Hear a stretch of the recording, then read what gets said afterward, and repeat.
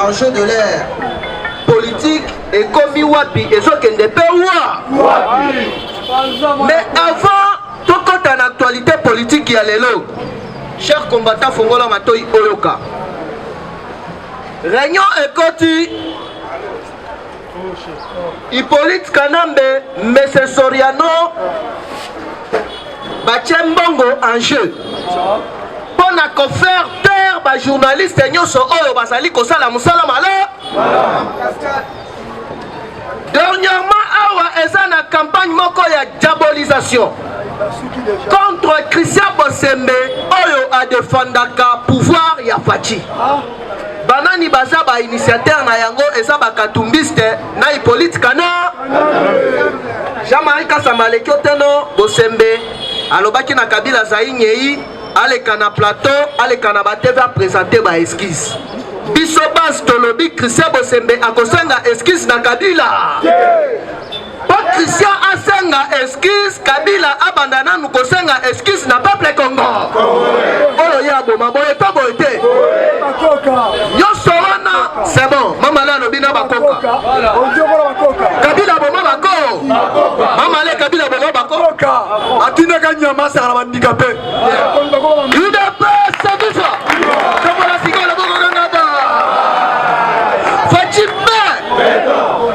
awa sikoyoka chaque combattant ezana kabal oyo ezali ko préparer voilà kabal yango ezali nini FCC Église catholique ensemble pour les sportifs va se mettre d'accord il peut se vivre ensemble pour les sports parce que bango makambo politique toyebi bango te balingi sikoyo ba casser état de siège ba empêcher confirmation ya Denis Kadima na kati Assemblée nationale babengi député moko ya Congo central oyo azali ami proche ya Olive awa na Kisasa bazui Molière lembalemba ba initier pétition pona kokwa isaboso il est pas se vivre mais lelo na tongo wana yena annoncer bonne nouvelle toyebisaka bango que non machine à politique na Congo c'est l'idée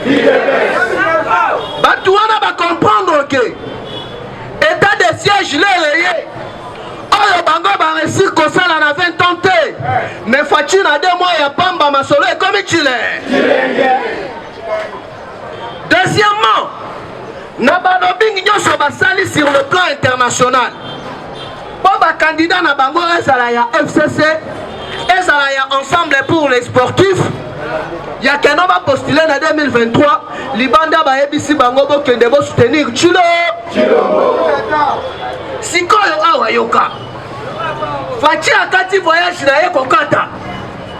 Sous autorisation des États-Unis l'air a zongi na soirée ayambaki force spéciale il y a Africom dépêché par Joe Biden dans la République démocratique du Congo bayaki sikoyo kopesa ye rapport il y a ba étude du terrain oyo basalaki na niveau ya est pe na ba province nyo baye ba place Munguna à côté la kana place Munguna abimela tombola le bokanga ba il dépasse tout ça l'air ba pesi rapport ba kamati fond na bango ba zonga ngate basalini a bientôt ba kozonga des autres alors tout à bientôt la Fachi a juste changé au bengi système il y a armée nabi Kobandana général il y a force navale force terrestre force aérienne chef d'état-major général Liba ville province de Kinshasa Liba donc on a le bon gangaba politique est combien là tolo bato tolo baté to panza te il dépasse sa vie awa sikoyoka. Deuxième carte ya Batouana ezali ba comprendre que les 6 confessions religieuses ba porter choix na bango na Denis Kadima alors que na kati ya Assemblée nationale groupe ya ba parlementaire PHI bango ne ba confirma ka président ya Seni après bakamati kombo inde et pas ya Fachi l'air kombo et kokoma wana nde mokonzi a proclamé yango siko batali na ndenge vitesse ezokendele il faut sikoyo bakase bonso po ete basala mosala na bango malamu te na deuxième objectif na bango bambriye Fachi na 2 ans oyo etikali azala en l'air à se concentrer na social te à se concentrer na guerre ya STT UDPS atoto lo bate Fachi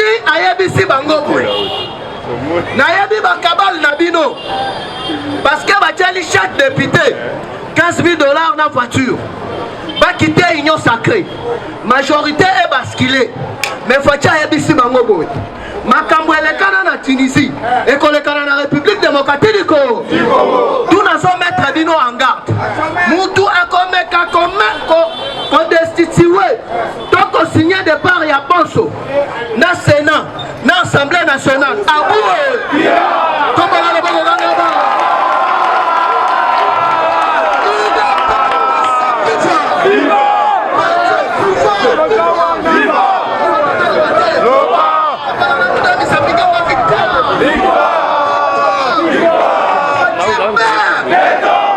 politique est combien l'air oh c'est qu'on faut voir maintenant yo ça rabagé papa va tisega dia bandaki côté afungwa aki commerçant batuana bakoti na ba réunion pour va faire partir bonso pour va comprendre que coopération na bango babandaki kosala ya guerre et quoi ina ma ba dépêcher Olive na Denis Mukwege apesinga vraiment soni vu que bapesaki prix Nobel ya Lukuta quartier bandaki kozala na est coupe na bango tolo bate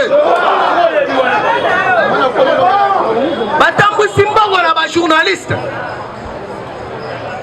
po basabote état de siège alors depuis que Fachi a décrété état de siège ba village ebele oyo ezalaki na maboko ya banguna ezonga na mboka na biso plusieurs groupes rebelles ba déposer ba armes plusieurs chefs de guerre ba déposer ba armes siko batali leader d'opinion na niveau ya est ezali Denis Mukwege soit décret oyo congolais azoteka mboka na ye moko Congo abanda ba sortie médiatique hors de point état de siège et bandi eloko te ezokende liboso nyonso wana luku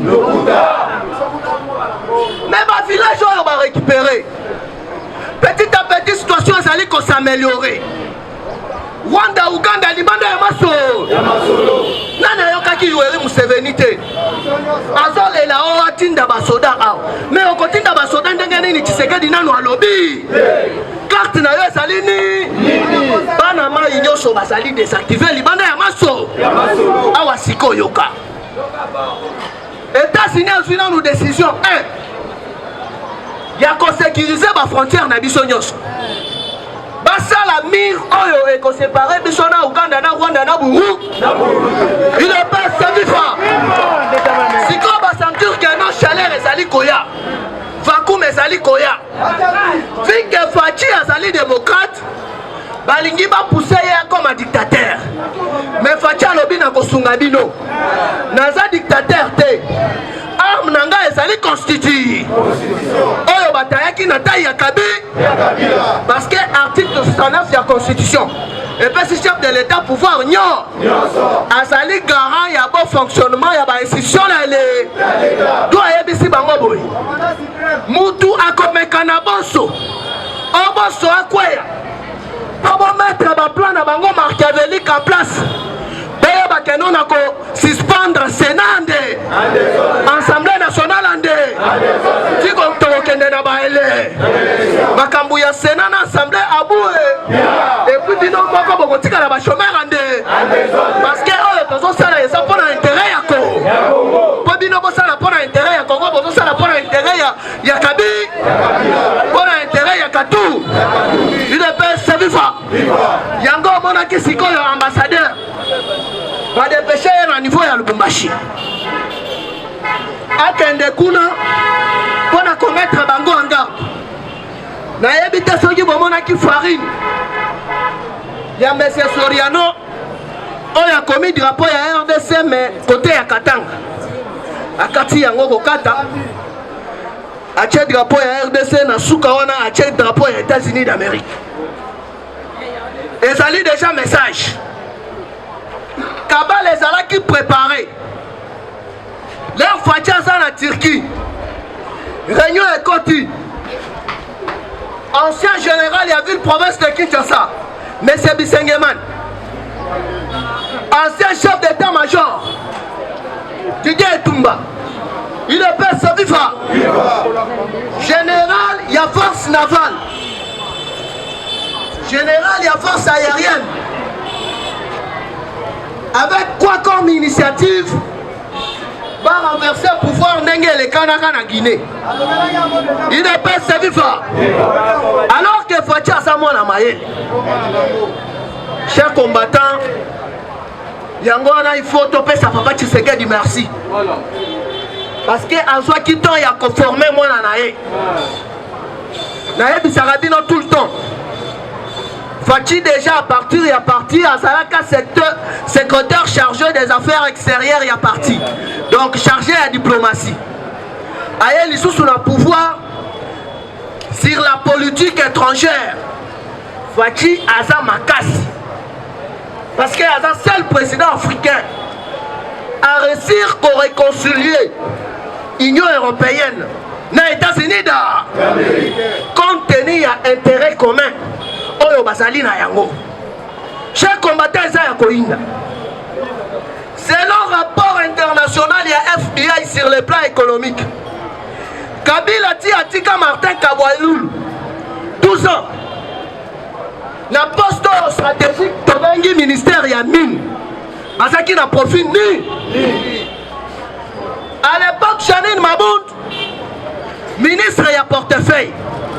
Bangonyo Sobaza na liste noire. Il y a États-Unis d'Amérique. Il est père Savifa. Albert Human Afrique. Plus de 12 ans. Awa Sikoyo. Moupepe Eye. Moupepangoni ni cher combattant. RDC. Baminere na biso batuana Chine Yamoko. Azali ko bénéficier na yango na 70%. Totikali na 30%. Na kati ya 30% wana Rwanda yemoko neti commissionnaire na bango. Place ba minéraux bimelaka. Aza na 3 ya contrat moko privé. Na République démocratique du Congo te. Ensemble na Bakatumbi, Bachanine Mabound, na plusieurs généraux ya armée congolaise. Oyo baza batu ya nationalité douteuse. Entre autres, nationalité rwandaise na burundaise. Il est père Savifa. Fachi aye. Alobi boye ekolekate. Makambo eno ebi yango te. Balanda batu oyo bosinyaki na bango ba contrat na bino privé. Bazongisela bino mbo. Alors que Chine a garantiraki Kabila. Alobi yo ndenge ozali wana. Depuis 2014, vu pression il y a eu de baisse. Il y a pas organisé l'élection. Kabila a dribblé deuxième mandat. Chine a kamataki déjà passeport chinois. Après si Kabila, la nationalité chinoise. Si quand on a des intolérants à Bango, il y a déjà dans le monde militaire chinois qui est soutenir Mboka Songolo Pakala. Et ça l'a raté. Il n'est pas Savifa. Alors si qu'on place, on va comprendre que non. Moi, il y a Tshisekedi. Azali Tshisekedi, yamo. Abengi représente donc ambassadeur chinois na RDC. Akitisi manette tia wanet papa na bango. Alors tout ça je ne suis pas d'accord. Janim Salime. Il est père Savifa. Chinois tala lobby Hiron. Bacha lobby tala. Télément. Makambo oyo na yebi yango. Il est pas Savifa. Partout au pouvoir, viva. Janil Sa Alime. Makomi Kobengan. Mendenga nini koto masolo ekomi mbilinga mbili alors que na kati ya réunion wana ya coup d'état Olive asaki na kati Salomo Escadela na kati Fachi sikoyo amemi bango na bar ya likolo UDPS viva parti au pouvoir viva mutu akomi kogere kocoordonner Arsenal na biso nyonso ya minduki awa eza chargé ya arme républicaine UDPS viva petit wana ya généraux ya jeune aza vieux mais aza mwana mais aza na expérience ya mikolo Chintambwe UDPS viva yesiko mutu azokonza nyo parce que bato wana baki déjà batraître tout à bientôt na RTNC bokoyoka nomination il y a 4 généraux stratégiques ya mboka na biso chef d'état-major général il y a force navale aérienne na terrestre l'air bakomposé bango nde sikoyo okosentir que non force américaine inde na Kinshasa force turque inde na Kinshasa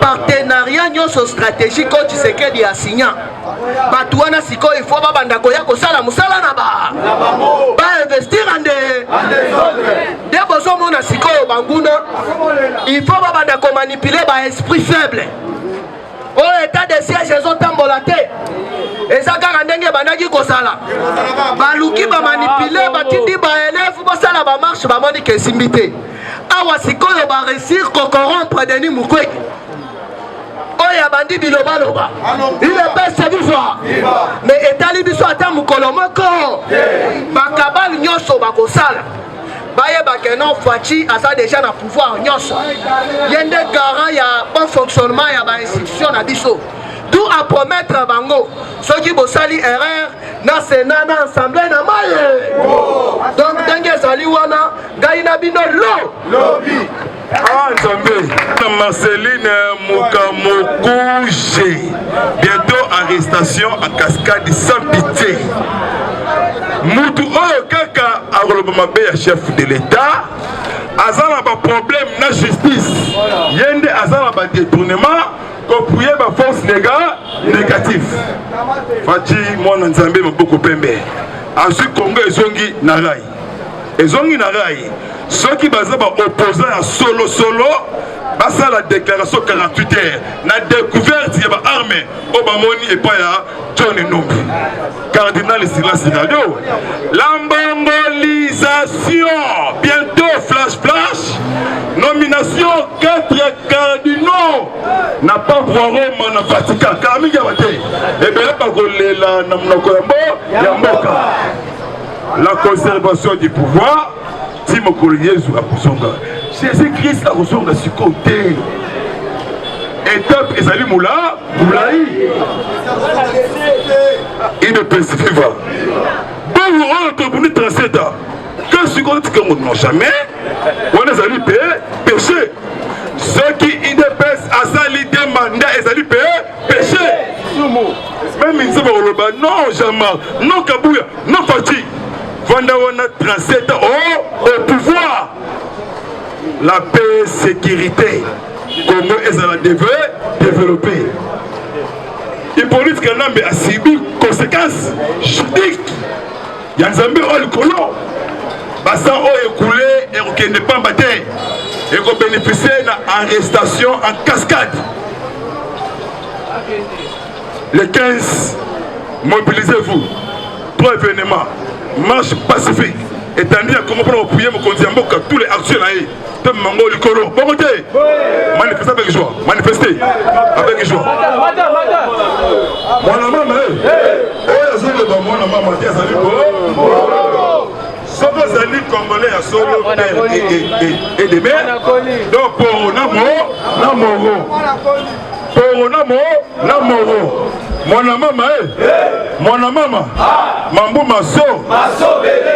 Na koti direct na mukuse matali politique ya mboka na biso. Kabila a détruit Congo. Kabila a vendu pays na ba chinois, na tous les expatriés sans pitié. On aye akabi yango fois Kabila a subi humiliation na justice bientôt on sera na makala et puis ça leçon arrestation 13 expatriés encore na niveau ya est arrestation 13 expatriés exploitation illégale le minerai yanga inayo na niveau ya Sud Kivu Ituri Beniville complicité avec les pays voisins sujet indien chinois libanais na ba sud africain mboka epieme en désordre Congo ezali mani pacifique boko iba ekobota chef de l'état bientôt nomination par ordonnance commandant suprême bientôt aux nominations par ordonnance nouveau chef état major acclamé pour chef de l'état nouveau chef Mikolo Kakalandaka chef national Obabengi et RTC Olanda maman la biso Tina Salama nomination par ordonnance chef état-major les Américains derrière peuple congolais bakomisa armée Kitoko armée Makas bravo na armée loyaliste et FARDC Baouti qu'on neutraliser 7 assaillants na Sud Kivu plusieurs munitions et armées récupérées le chef état-major adjoint Jean-Claude Yav après Ituri tu es informé Mwana mama est chargé mwana mama donc makambi comme kitoko Jean-Claude Yav chef état-major adjoint après Ituri descente na Goma non Kivu asali si réunion de sécurité réunion moko stratégique naloba naganga matin kolo naloba naganga do panza do sopa ganda base ya fati be et le bata mwana koli Alvin facile na 4 na libanda azali be acclamé pour le chef de l'état Jean-Claude Yav chef état-major adjoint après Ituri descente de Nord Kivu à ça c'est une réunion stratégique alors bientôt armée ce quoi l'Indy a imposé la paix sécurité na niveau ya est Antonio Blinken secrétaire d'état américain des jours na berlin ba missionnaire pour na copier Congo kopesa ngo bato kopesa bango mission na pays étranger nous les Bantous il est bien sur eux ils ont parti au type de la colonne Zambé il y a qu'on mettre fait dans le tombeau la Congo il est baisse à l'été 37 ans et ça la maté dans le monde c'est les seuls partis il est baisse ce que yoka Iber Kabasubabu c'est un Rwandais ancien gouverneur il y a Kassai oriental Kabasubabu wana azolo baké intoxication armée par biso donc armée a boité les pas a renversé le pouvoir ne basali na Guinée Conakry même à Kambu ya Guinée balobi un blanc à ça derrière il y a monsieur Mamadi Doumbouya colonel Masali coup d'état à niveau il y a Guinée auditeur militaire déjà il y a mis plein c'est-à-dire Kalami qui était ça ko kangama sikoyo Iber Aza cité qu'on finançait par groupe armés. Aza la carrière minière. Azali ADF Nalou. Son moni Moutou. Aza ko lela ko ganga ko s'acharner. Aza la ba problème sérieux. La carte ya mboka. Bon côté. Debisi bino boye. Lis Nicolo ya lis. Makambe salama ki. Même moment. Makambe salami pas la numbi. Même moment déclaration il y a Iber. Même moment marche le 15 septembre. Parce que le Kaba ba koti sabanguna Congo ba pesa ba armée ba banda ba coup de feu na niveau ya Gombe et ça là-bas paralyser ville ba créer soulèvement populaire. Ce qu'on biso ba gardien du pouvoir. Tolobi Adam Koloma côté Torolinga Congo et Kende na mabe. comment tu as un auto raché pouvoir par force.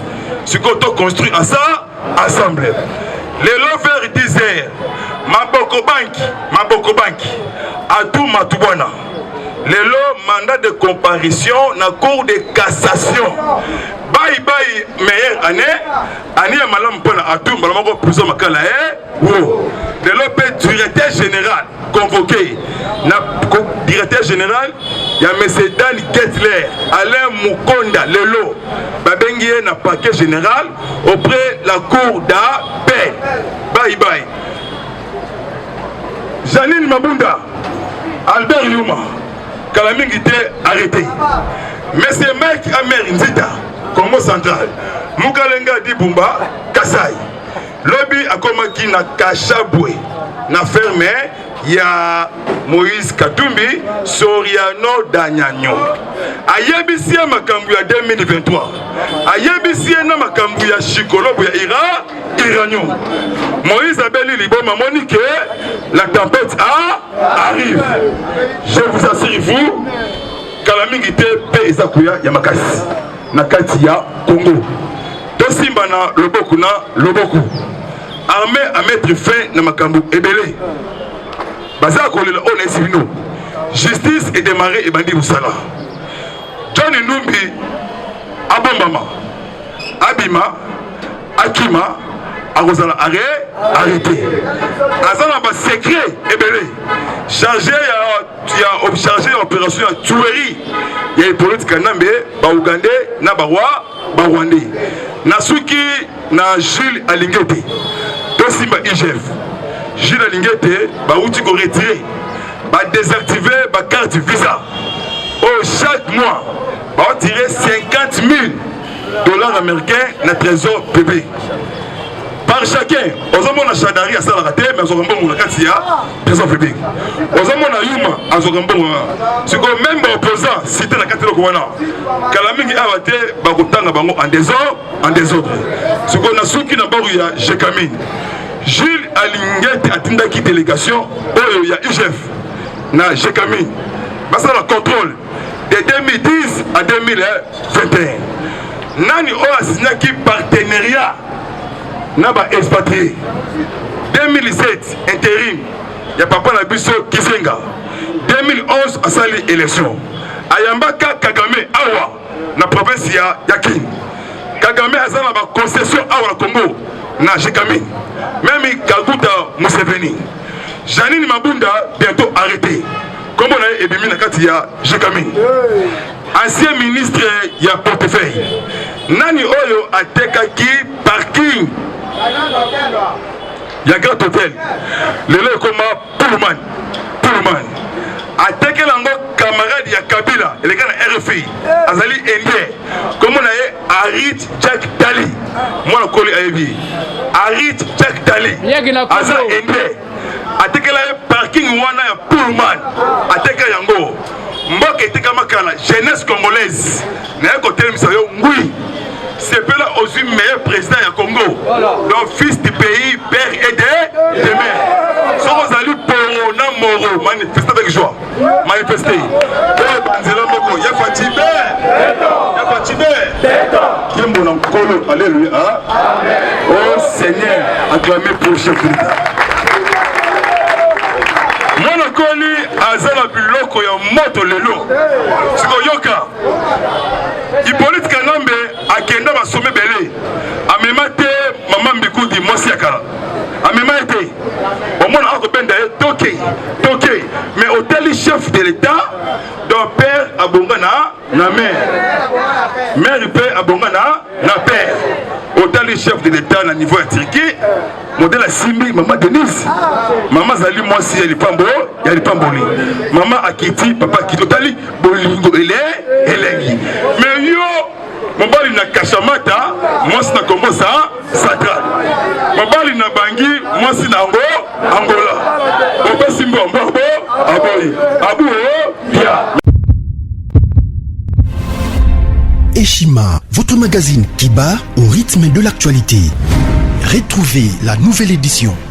Exclusivité, Sakombi Molendo, le pionnier de la bancarisation. Le ministre des Affaires foncières a signé le 3 juin 2021 avec son collègue des Finances l'arrêté interministériel portant bancarisation des opérations foncières et immobilières supérieures ou égales à 10 000 $ américains. Une première en RDC, concrétisée par celui qui fait figure de porte-étendard de la numérisation et de la sécurisation des titres fonciers. Aimé Sakombi Molendo est de plein pied dans la matérialisation de sa politique qui suit la vision du chef de l'État, Félix Antoine Tshisekedi, celle de faire du numérique un levier d'intégration, de croissance économique et de progrès social. Nation, gouvernement des Warriors, bilan de gestion dès son premier jour du gouvernement Samalou Kondé. SONAS, le DG Lucien Boniemé Ekofo présente un bilan largement positif pour les grandes réalisations du premier semestre 2021.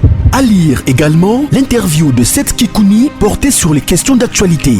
À la découverte de Tissia Mukuna, la DG de la marque La Quinoise, café planté et transformé à Kinshasa. Interview exclusive de Richard Ilunga, DG de l'ONIP, qui confirme l'identification de la population congolaise avant les élections 2023. Un an de patrouille financière, les audits de l'IGF mettent à l'écart les mandataires impliqués dans la mauvaise gestion des deniers publics grâce à Jules Alinguete, inspecteur général des finances, chef de service. Une analyse sur les coups d'État en Afrique et leurs conséquences. Retrouvez l'intégralité du magazine Eshima dans les kiosques.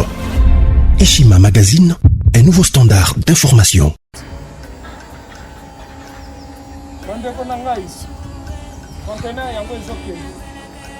Le 26 mai, les conteneurs. Conteneur chaque mois. Donc, next ekozala le 26 mai. Olingo tinda velo. Mutuka. Lise aussi au Tangi. Biloko tout pour me mettre na biso. Benga biso. Comme ça, toya, so même biloko tout tinda la Congo.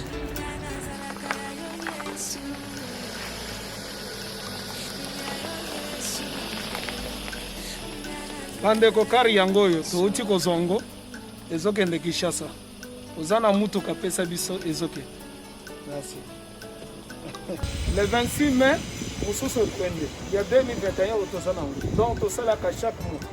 Oza besoin na carton benga biso. Biso munene yango. Moyenne yango. Boko moyenne. Yango. Na carton na biso ya muke. Dans la 3 dimensions. Onyo solingo tinda benga biso tozozwa ba vélo, tozozwa ba valise, mituka tozozwa. Donc eloko tout tozomema na Kinshasa. Merci beaucoup. Mutuka, vélo, salon, biloko andako, biloko tout tozomema. Donc, vous hésitez que vous benga biso tozala na pona ko